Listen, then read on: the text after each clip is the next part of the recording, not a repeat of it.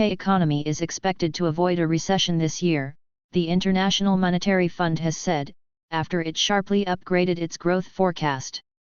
It now expects the UK to grow by 0.4% in 2023, whereas last month it forecast the economy would contract by 0.3%.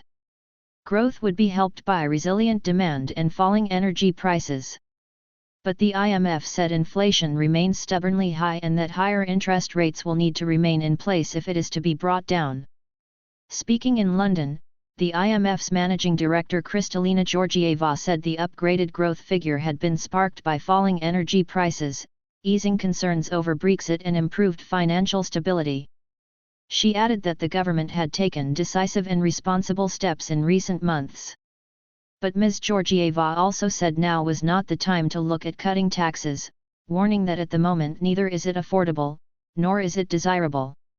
The IMF report noted that the risks for the UK economy were considerable, with the biggest danger coming from greater than anticipated persistence in price and wage setting, which would keep inflation higher for longer. It also said the UK must address the record numbers of people not working, many of whom have long-term illnesses. Chancellor Jeremy Hunt said the report credits our action to restore stability and tame inflation. If we stick to the plan, the IMF confirm our long-term growth prospects are stronger than in Germany, France, and Italy. Pat McFadden, Labour's shadow chief secretary to the Treasury, said the report revealed the fragility of the UK economy, highlighting the slowdown in economic activity since last year and stubbornly high prices. The IMF said its growth upgrade had been helped by faster than usual pay growth, falling energy costs and the normalization of global supply chains. However, it noted that the outlook for growth remains subdued. The IMF forecasts the economy will grow by 1% in 2024, rising to 2% in 2025 and 2026. What is the IMF and why does it matter? It also predicts that inflation will not return to the Bank of England's target of 2% target until mid-2025, which is later than it had forecast previously. Further monetary tightening will likely be needed, the agency said, and interest rates may have to remain high for longer to bring down inflation more assuredly. With this IMF health check on the UK's economic recovery, the Chancellor gets some ammo in his battles with the opposition, inside and outside his party. The UK this year is no longer bottom of the G7 or G20 league table anymore. The IMF also goes out of its way to praise UK progress, the budget, and the response to banking pressures and the PM's Northern Ireland Brexit deal. The result is a punchy upgrade within just a few weeks from decline of 0.3% to growth of 0.4%. To be clear, this is closer to zero than normal growth, and definitely not sunlit uplands. But it does also significantly exceed the worst recessionary forecasts from around the time of the mini-budget, and the series of global crises.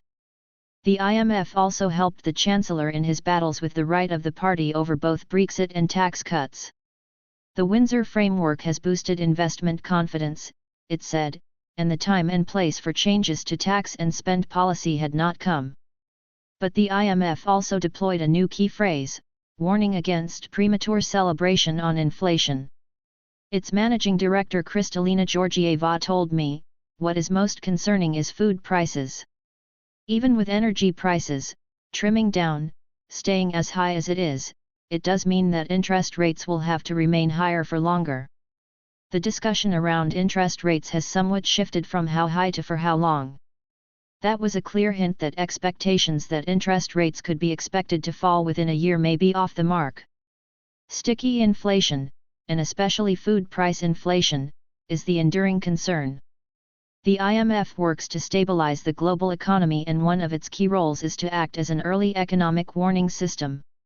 Last year, the fund openly criticized the short-lived plans by the UK government, then led by Liz Truss, for tax cuts.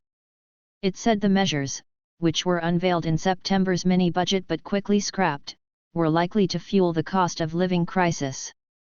One of the criticisms of the mini-budget was that there was no analysis from the government's independent forecasting body, the Office for Budget Responsibility, OBR. In its latest forecast, the IMF recommended that all major fiscal policy changes should be accompanied by OBR forecasts. Borrowing jumps.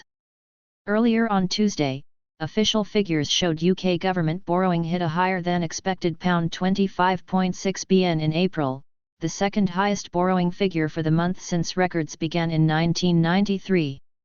The borrowing figure, which represents the difference between spending and tax income, was £11.9 billion more than for the same month last year, with inflation pushing up interest payments on debt partly to blame. How does government borrowing work? The onset interest payments on central government debt hit £9.8 billion in April. That was £3.1 billion more than a year earlier, and was the highest April figure since monthly records began in 1997. Inflation figures due on Wednesday are expected to show the rate falling below 10% for the first time since last July.